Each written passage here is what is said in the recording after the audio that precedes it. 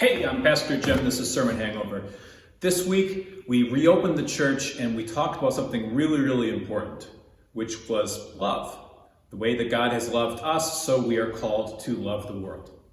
Not anything that's all that unique, by the way, just to Christianity. I know from my partners at the Manna Project, who I'm hoping are watching this now, that the idea that God is a loving creator who asks us to pay that forward is something that all three of our religions share. So how can we do that in the world today? Well, I have an opportunity for our three faiths. We have been approached by a group called Amirah.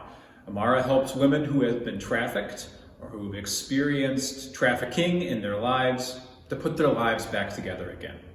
What they are looking for from us is gift cards to grocery stores. Very simple deal.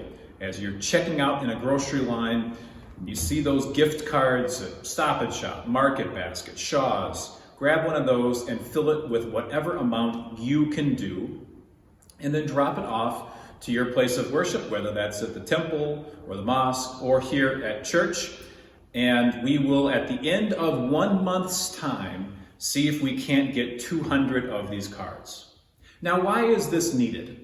Well, at Amirah House, the transition from getting a woman out of a place that's really dangerous into a place where she's able to be a full, self-sustaining, spiritually profound person takes a lot of steps.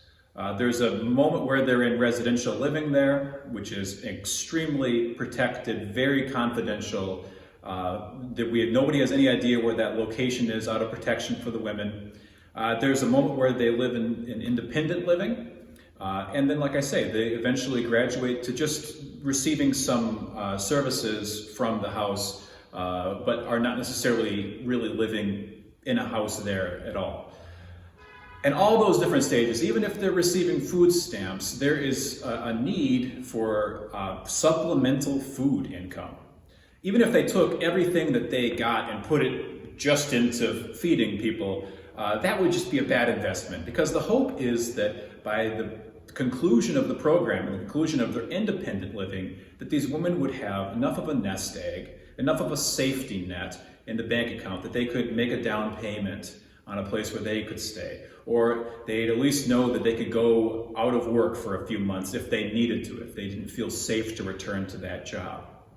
This is core to what we believe in the Manna Project, that it's not just about food, but that food is the building block that allows people to do the rest of the things that make them human, that make them flourish.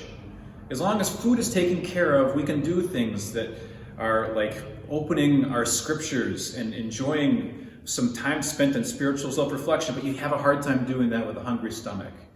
If the food is provided, you can do things like self-actualize and go look for a job, or go visit the optometrist to see if you need a new prescription. All of those possibilities are really only possible if at first the most basic human need, which is food along with shelter and water and warmth, is done.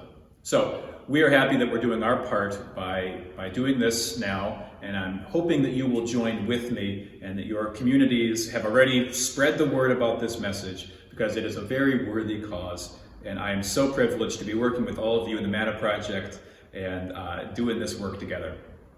Be well, enjoy your week, and stay safe out there.